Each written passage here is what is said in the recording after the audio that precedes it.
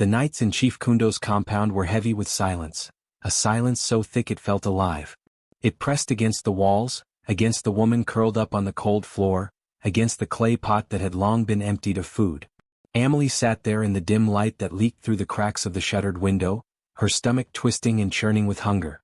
She had forgotten the taste of yam, the warmth of stew, even the comfort of water that wasn't rationed. Her lips were cracked and her voice, once soft and melodic, had grown faint from disuse. Every evening she would hear the footsteps of her husband echo through the courtyard. Chief Kundo, the man whose name commanded both fear and respect. Outside their compound he was celebrated as a generous man, a leader who fed strangers and sponsored every village feast. People knelt when he passed saying, "There goes the man with a golden heart."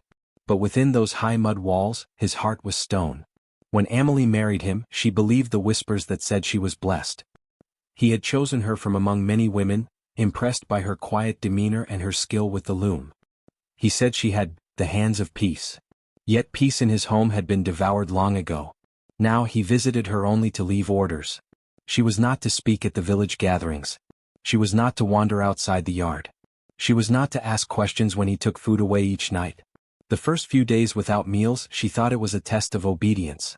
Chiefs often tested loyalty in strange ways. But as her body grew weaker, she began to sense cruelty laced with intention. Her stomach spoke louder than her voice, but Kundo would only glance at her and say, "A quiet wife is a blessed wife." Then he would walk away with that same slow, deliberate gait, his robes brushing against the ground like the tail of a serpent. Amelie tried to distract herself by weaving mats from dry grass, though her trembling hands barely obeyed her. The hunger made her dizzy. Sometimes she saw shapes move in the shadows, faces forming in the walls, lips whispering things she couldn't hear. Yet even in her faintness she remembered her mother's words, "A woman's silence can scream louder than thunder if she learns when to hold it." So she did not beg any more. She simply waited, observing. The villagers, however, saw only what Kundo allowed them to see. He gave out sacks of grain to the poor, helped build new wells and slaughtered goats for community feasts. When people saw Amelie's thin frame or the way she walked like one half dreaming, they said it was her fault. "The gods punish her for pride," one old woman muttered. "No woman should anger a man of such standing." At night, Amelie lay on the woven mat, counting heartbeats to silence her hunger. She listened to the sounds outside, the distant laughter of children, the croaking of frogs by the stream and sometimes, faintly, the creak of the compound gate. Kundo always left after dark, carrying something heavy wrapped in cloth. She once thought it was tribute for the ancestors, but the scent that lingered afterward was too fresh, too alive, to be mere offerings. Sometimes, when the moonlight dared to slip past the curtains, she would look at her reflection in a small brass bowl. Her face had changed. The round cheeks of her youth were gone, replaced by sharp lines and hollow eyes. But there was something new in her gaze too, something quiet and burning. In the stillness she began to understand that hunger had a strange gift. It stripped away illusions. The man she once called husband, the chief everyone bowed to, was not what he seemed. The villagers saw a savior, but Amelie, starved and silenced, had begun to see the cracks in his mask. And though her body was frail, her mind no longer bowed. The hunger, cruel as it was, had birthed something inside her, an ember that refused to die. The hunger had made Amelie's body light as dust, but her mind had grown sharper, cutting through the silence like a blade. Days melted into nights and still Chief Kundo denied her food. Yet every evening she could smell the rich aroma of roasted meat and spiced stew drifting through the air, food she knew was not meant for her. The scent taunted her, wrapping around her like a cruel spirit. Each breath she took reminded her of what she was being denied, yet something inside her whispered that the food was not wasted. It was going somewhere. She began to notice the pattern. Just after the moon climbed high above the trees, Kundo's servants would prepare a basket, lining it with banana leaves and filling it with the finest portions. The same meal she once cooked for him with love now left the compound in silence. The servants never met her eyes, and when she asked where the food went, one of them dropped a clay bowl and muttered, "It's not for you to know, madam." Amelie watched from the shadows as her husband emerged from his room each night, dressed in a dark robe, the basket balanced on one arm. He always looked around carefully before slipping through the gate, his movements oddly cautious for a man who ruled through fear. The first night she followed with her eyes, the second with her steps, but the hunger made her too weak to go far. Instead she began to listen.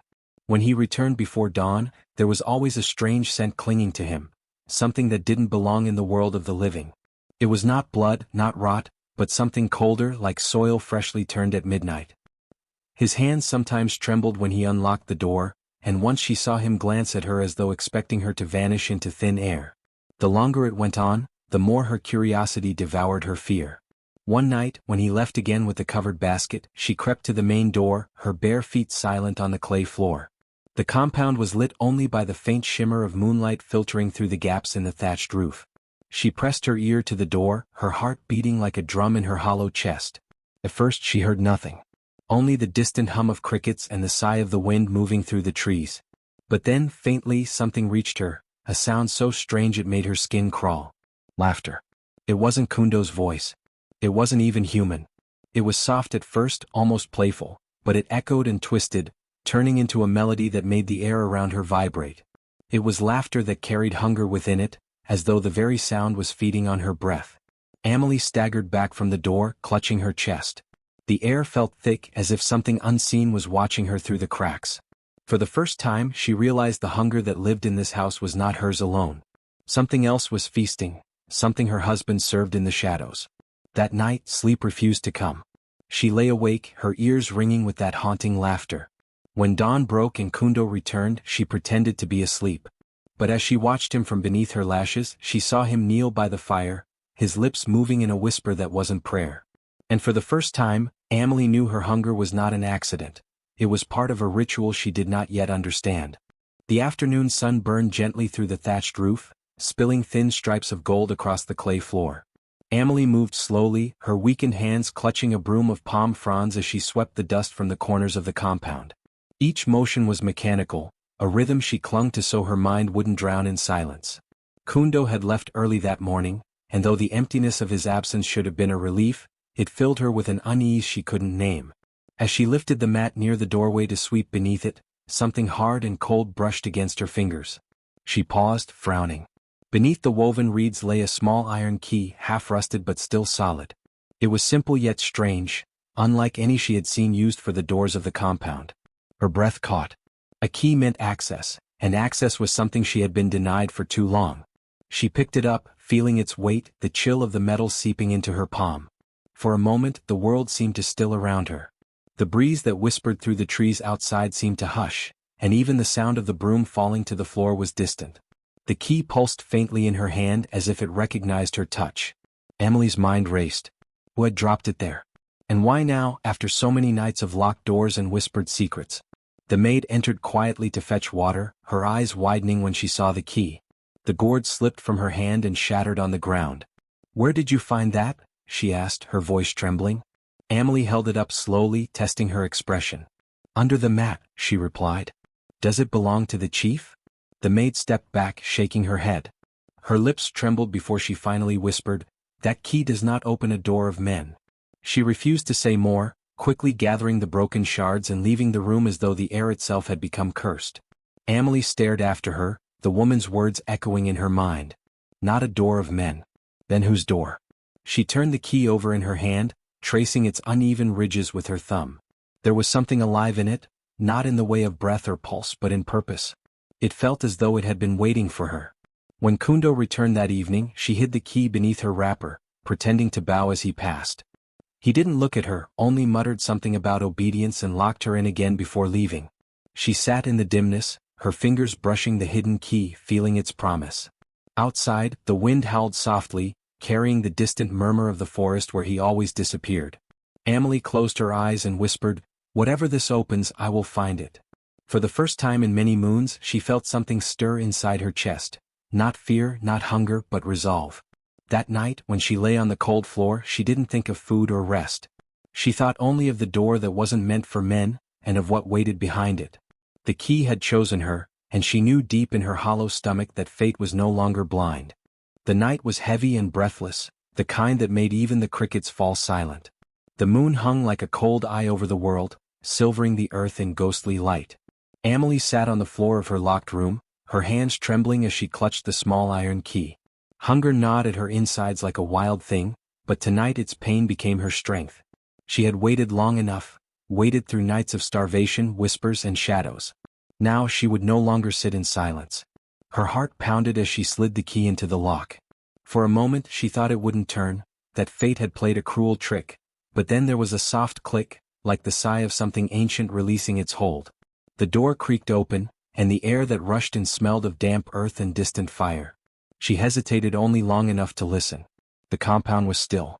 Even the servants were gone, and only the faint smell of cooked meat drifted from the kitchen hut. Amelie wrapped her shawl tightly around her shoulders and stepped outside. The night air bit at her skin, cool and sharp. The moonlight washed her in silver as her bare feet met the dirt path. Ahead, faint footprints led away from the gate, large and deep, Kundo's, unmistakable. She followed them, each step deliberate, her breathing shallow. The forest loomed ahead, dark and whispering. Branches twisted like the arms of the dead, and somewhere in the distance an owl called, a single, mournful note. The deeper she went, the more the air changed. It grew thicker, filled with the scent of roasted meat and burning herbs. The smell made her stomach twist, both from hunger and dread. She knew the villagers' stories, the ones told in hushed tones near the fire. They spoke of the ruined shrine of the devourer, a forbidden place where no one dared to tread after dusk. As she neared the clearing she saw him, her husband, standing before the crumbling shrine. The moon illuminated him faintly, his figure tall and rigid.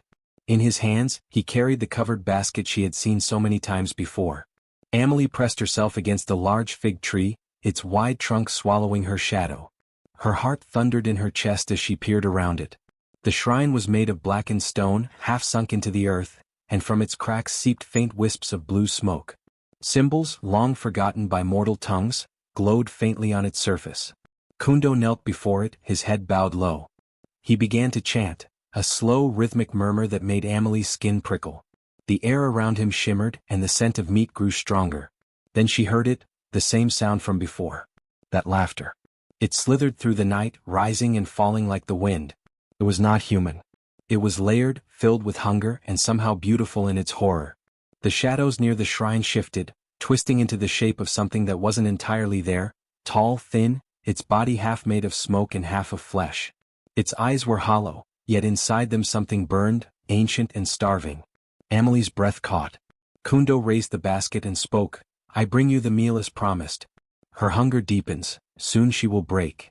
The creature leaned forward, its form rippling. A long, inhuman hand reached out, and when it spoke, its voice echoed like wind in a grave. "Good," it hissed. "When she yields, her soul will be ripe." Amelie's stomach twisted. The food she had been denied was never for him. It was for it, the thing that fed on her suffering. She pressed her hand against her mouth to stop a cry, but her heart screamed within her chest.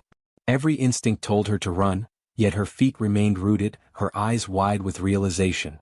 The forest around her seemed to listen, holding its breath as Kundo bowed to the creature once more. When he turned to leave, Amelie shrank back behind the fig tree. He passed so close she could smell the strange scent that always clung to him, earth, smoke and decay. She waited until his footsteps faded, then turned her gaze once more to the shrine. The blue smoke pulsed faintly as though it too breathed. Amelie's hands shook as she stepped back into the shadows. The hunger inside her was no longer pain, it was fire. Now she understood. Her silence had been his offering, her suffering his devotion. But she would no longer be his sacrifice. Tonight, beneath the watching moon, Amelie's fear began to rot, and something fierce took its place, something that would not die quietly. Amelie crouched low in the shadows, her breath shallow, her heart thundering against her ribs. The blue glow from the shrine pulsed like a living heartbeat, painting Kundo's figure in ghostly light. He knelt before the altar, head bowed, the basket open beside him. From where Amelie hid, she could see the glistening pieces of meat inside, steam rising from them like breath in the cold air.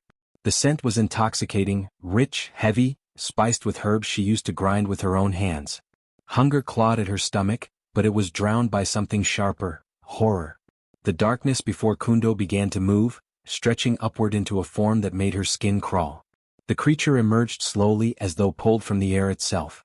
It was half human in shape but wrong in every way that mattered, its limbs too long, its skin a shade between smoke and ash, and its face veiled by shifting shadows. When it spoke, the sound wasn't from a mouth but from everywhere at once, a vibration that made the earth tremble beneath her knees. Kundo's voice was low and reverent. "Great One, I have brought your meal."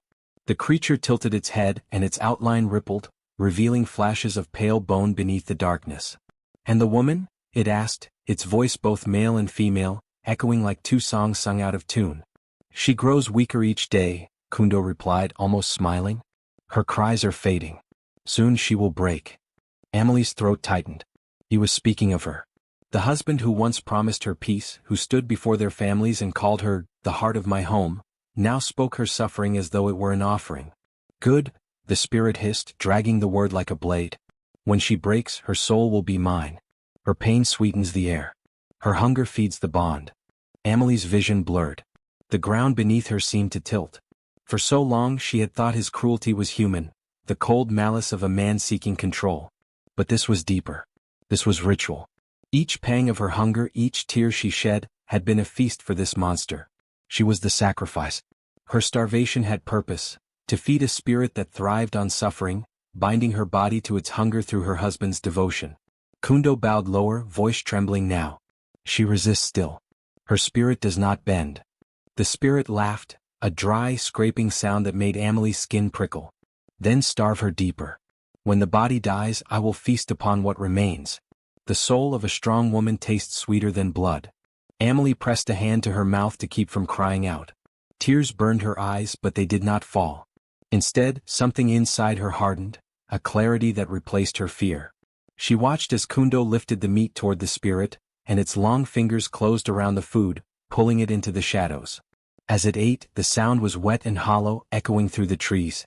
When it was done, Kundo wiped his brow and whispered, "Spare me when the moon turns red." The creature's head tilted. "Keep her suffering alive, and you will live long enough to see the red moon twice." Amelie's breath trembled. She had heard of the red moon, a sign of endings. Perhaps it was true what the elders said. The gods watched from silence, waiting for mortals to reveal their darkness. Tonight Kundo had shown his. When the spirit vanished into the smoke, Kundo rose, shoulders shaking. For a moment, Amelie thought she saw fear flicker across his face. Or was it guilt? No, it was greed. Pure, consuming greed. He turned back toward the path, carrying the empty basket, unaware of the eyes that burned behind the fig tree. Amelie sank to her knees, her body trembling not from weakness but from the truth she now carried. The hunger that once crushed her spirit was now her weapon. She understood the bond. If her pain fed the spirit, then her defiance could starve it. For the first time she smiled, a small, sharp smile meant for the shadows. Her tears finally fell, not in despair, but as a promise whispered into the night. He has taken my strength, but he will choke on what remains of me. Amelie returned home before the first rays of dawn touched the horizon. The air was still heavy with the scent of earth and ash, and her bare feet left faint prints across the cold floor as she entered. Kundo lay half asleep by the hearth, his face turned toward the dying embers, his breathing slow and even. For a long moment she stood watching him, the man she had once trusted, the man whose words had once shaped her world. But now she saw him clearly, stripped of illusion. His face, once a symbol of authority, seemed smaller, almost pitiful. She quietly knelt beside the fire, pretending to warm her hands. Her reflection flickered in the embers, eyes that no longer belonged to a frightened woman. They were sharp, steady, cold. She had seen the truth in the forest, the spirit's hunger, the bargain made with her pain. She now understood that every empty bowl, every cruel command, every moment of weakness had been crafted to feed something beyond this world. Kundo thought he had hidden it well. But Amelie had seen what he truly worshipped, and she would no longer serve. When he awoke, she met his eyes without flinching. "You should rest more," she said quietly, her tone steady. He grunted and turned away, muttering about her laziness, about obedience. She bowed her head just as he expected her to, and in that bow hid a smile, thin and dangerous. Let him think she was still afraid. Let him believe the game was still his. From that morning onward, Amelie began her quiet rebellion. When Kundo ordered her to eat last, she obeyed, but secretly she began to save the smallest crumbs. A crust of bread, a grain of rice, a flake of dried fish. She hid them beneath her mat or tucked them inside the folds of her shawl. At night, when Kundo's snores filled the room, she would rise silently and slip to the small window near her bed. Outside, a thin stray dog waited, ribs showing, eyes hollow, trembling in the cold. It had once scavenged near their home, surviving on scraps Kundo threw away. Amelie began feeding it her saved crumbs. The dog, startled at first, soon began to wag its tail softly, approaching her window every night. She whispered to it gently, though her words were more for herself. "Eat, little one. Let what starves me strengthen you. With each crumb she gave away she felt a strange warmth growing inside her, something fierce, something alive. The dog grew stronger and so did she. Its visits became her ritual, her secret offering, not to the spirit that devoured pain, but to the spirit of endurance that lived within her. Each night she felt her fears shedding, her soul sharpening. She learned to mask her hatred beneath obedience, to fold her defiance beneath silence. Every act of submission became a performance, a mask crafted so perfectly that even Kundo's suspicion could not pierce it. One evening, he struck her for letting the stew burn. The blow made her lip bleed, but she did not cry. She only looked at him, eyes calm as if studying a stranger. That silence unsettled him. He shouted louder, demanded remorse, but she only whispered, "I will do better." And later, as he slept, she smiled again, faint and secret. For every act of cruelty now only fed her resolve. Amelie's rebellion grew like roots beneath the soil, unseen but unstoppable. Her mask became her weapon, her patience her armor. She knew the day would come when truth would break through, and when it did, the predator would learn what it meant to be hunted. Days crept by like ghosts, each one heavy with unspoken tension. Amelie felt it first, the subtle shift in the air around the house. The nights no longer carried the same dreadful weight. The whispers that had once curled along the walls, faint and inhuman, began to fade. The shadows that used to flicker near the corners of her room now trembled weakly before vanishing altogether. Something had changed. The spirit that fed on her anguish was starving. Kundo noticed too. His movements grew erratic. His once measured composure began to crack. He would stare at her longer now, eyes twitching with suspicion. He barked orders but they carried no conviction, as though even his voice had grown hollow. He began spending more time locked in the prayer hut behind the compound, muttering to himself, sometimes weeping, sometimes laughing in sudden bursts. One night, Amelie watched him from the window as he stumbled out of the hut, his face wet with sweat, his hands trembling. The moonlight revealed something terrible, streaks of blood on his forearms, fresh cuts carved in deliberate lines. He had begun offering his own flesh to the spirit, desperate to sustain its appetite. The next morning he did not speak to her. He merely paced the courtyard like a trapped animal, whispering under his breath. By dusk he summoned the maid and sent her away for a week. "There will be sacred work done," he said, his tone cold. That night, Amelie overheard him murmuring before sleep, "One last offering, under the full moon she will break and I will rise." Amelie felt no fear this time. She only sat quietly by the hearth, her mind clear and sharp as the blade of a hoe. The full moon, it was 3 nights away. If he meant to end her life, she would end his bargain first. That night, after Kundo drifted into uneasy sleep, she crept to the dying fire. The ashes were gray and soft, the remains of countless nights she had spent starving by the flames, her hunger fires, as she had begun to call them in her mind. Each ash flake carried the memory of her suffering, of her body's quiet rebellion against death. She gathered the ashes carefully into a small clay bowl, her fingers trembling only slightly. Then she slipped outside to where the little dog had once slept. For days it had not come. When she found its small, still body near the fence, its ribs still showing, eyes closed peacefully, something inside her broke and reformed all at once. She knelt beside it, tears running freely, and whispered, "You gave back what I was denied. You will help me end this." She took the brittle bones and carried them to the fire. Grinding them between stones, she mixed the powder with her collected ashes. The scent was bitter, sharp, almost metallic. She remembered old stories her grandmother once told, of women who refused to die quietly, who turned their pain into weapons of spirit and smoke. The dust of reversal, the elders had called it, a rare and forbidden mixture said to unbind curses, to turn darkness upon its master. By the second night, she had finished her preparation. She hid the powder in a hollowed gourd beneath her bed. As she lay awake, listening to Kundo's restless turning, she whispered to the darkness, "You have eaten enough of me. Now you will taste yourself." The following morning, the house felt colder than usual. Even the wind avoided their compound, as though it sensed the gathering of destinies. Kundo avoided her gaze, speaking only in short, broken phrases. He spent hours sharpening his ceremonial blade, the one used only for sacred rites. The sound of metal scraping stone echoed through the house, steady, deliberate, final. Amelie prepared herself in silence. Each act, fetching water, sweeping the floor, tending to the hearth, became a prayer. She no longer trembled when she looked at Kundo. In his eyes she saw desperation, not power. His skin had paled, his lips cracked, and dark veins throbbed beneath his temples. The spirit's hunger had turned inward, feeding now on the man who had once commanded it. That night, as the second moon rose and the world shimmered silver, Amelie whispered to the ashes resting beneath her bed, "When the final night comes, may the dust remember my hunger, and may the flames remember his name." And so, the house waited, poised between two hungers, one that devoured and one that had learned to feed itself. The full moon was almost here. The night of the full moon arrived cloaked in silver and silence. The air was heavy, thick with the smell of rain that never came. In the courtyard, Kundo had prepared everything. The fire pit dug deep into the ground, surrounded by stones etched with symbols that pulsed faintly as the moonlight touched them. Torches lined the boundary of the compound, their flames swaying like restless spirits. Amelie stood at the center, dressed in the ceremonial white cloth he had chosen for her, the same cloth used to wrap the dead before burial. Kundo's eyes gleamed with feverish intensity. He had fasted for 2 days, speaking to no one, his mouth muttering prayers to the unseen. His voice was cracked and dry, but his purpose was clear. Tonight he would feed the devourer one last time, and seal his own power forever. Amelie stood still, her face calm, her body thin but unbroken.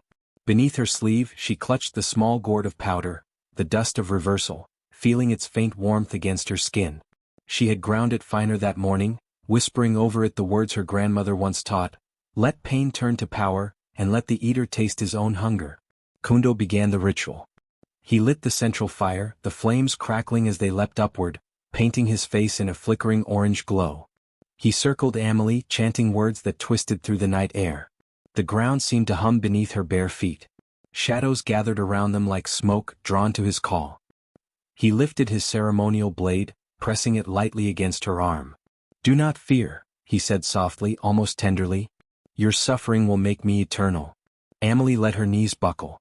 She gasped once, then collapsed to the ground, her body limp. Her eyes fluttered closed. Kundo smiled, mistaking her stillness for surrender. He turned his face to the fire, raising his arms to the sky. "Great devourer, hear me. I bring you the soul you were promised. Take her pain and grant me your endless favor." The wind shifted. The fire hissed. The shadows trembled. A voice, low and guttural, slithered through the air. "You starve her well, servant. Her despair is ripe. Let me taste what remains." At that moment, Amelie's eyes snapped open. Her pulse thundered, but her hands were steady. Slowly, quietly, she rose to her feet. The moonlight caught her face, pale, glowing, defiant. Kundo turned, startled, the chant dying in his throat. Amelie stepped closer to the fire, her voice steady and strong. "You fed on my hunger," she said. "You drank my tears. But you will not feed again." Before Kundo could move, she lifted the gourd and blew the dust of reversal into the flames. The fire roared to life with a deafening hiss. The flames turned from orange to deep, unnatural blue, licking the air like tongues of ice. The wind howled through the courtyard, scattering the torches. The earth shook beneath them as a figure began to form within the blaze, the devourer. It rose taller than the trees, its shape shifting, its voice 1,000 whispers at once. "You dare resist me?" it bellowed. "You who were chosen to feed my hunger?" Amelie did not flinch. "Feed," she shouted, her voice echoing across the valley, "on the one who truly serves you." The spirit froze. For a heartbeat, silence filled the world. Then it turned its hollow eyes toward Kundo. Bound by the ancient law of truth, that the spirit must devour only the servant who feeds it falsehood, the devourer screamed and lunged. Kundo's cry pierced the night as the flames engulfed him. His body twisted, his voice begging for mercy, but the spirit's hunger was absolute. The fire coiled around him like serpents, devouring his flesh, his shadow, his name. Amelie stood still, her face illuminated by the blue fire. The air crackled with energy, her hair whipping in the wind as Kundo's final scream echoed through the valley, a sound that split the night and faded into the hills. When the flames dimmed, nothing remained but ashes. The devourer turned once toward Amelie, its voice softer now, almost reverent. "You have broken the chain. The hunger has ended." Then it dissolved into the smoke, its form scattering into the stars. The fire flickered back to gold and slowly died. Amelie fell to her knees, trembling but free. The silence that followed was not empty, it was peace, deep and sacred, like the first breath after drowning. When dawn broke, the world seemed to hold its breath. The fire that had devoured Kundo was nothing but a circle of gray ash, still warm, whispering faint smoke into the pale morning sky. Amelie sat beside it, her body leaning forward, her hands buried in the soot. Her skin glistened with sweat and dust, but her face was serene, not weary, not broken, but eerily still, as if she had crossed through death and returned untouched.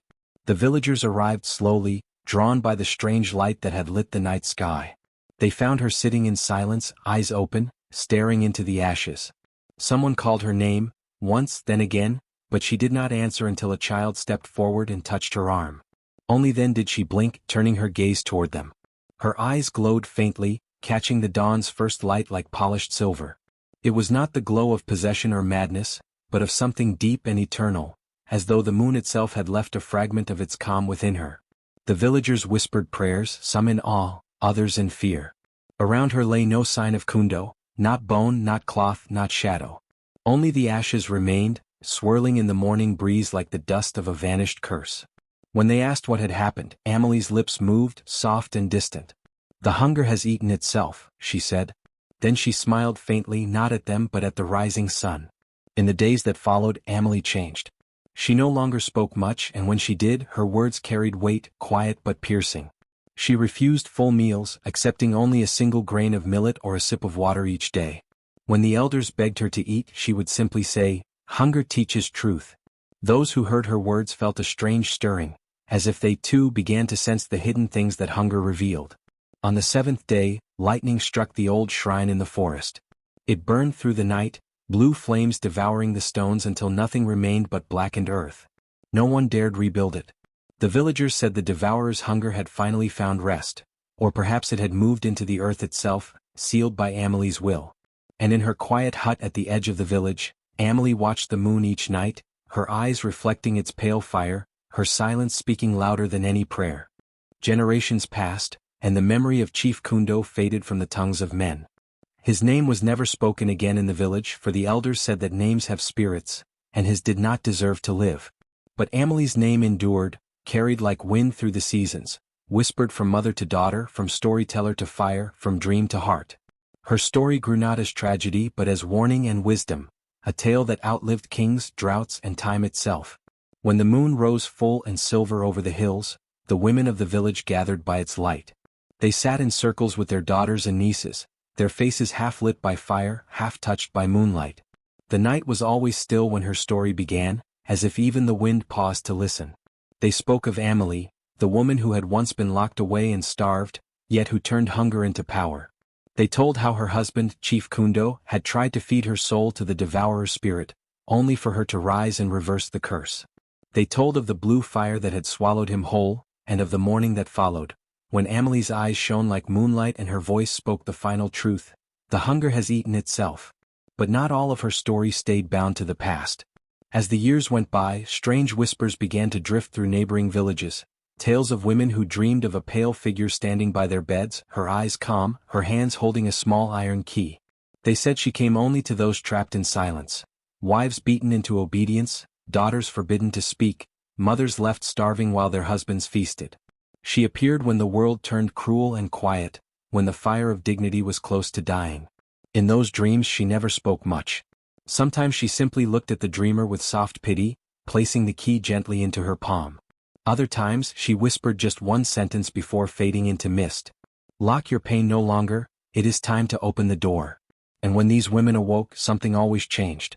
Some found courage to confront their oppressors. Others gathered what little they had and left in the night, walking barefoot through the same moonlight Amelie once walked beneath.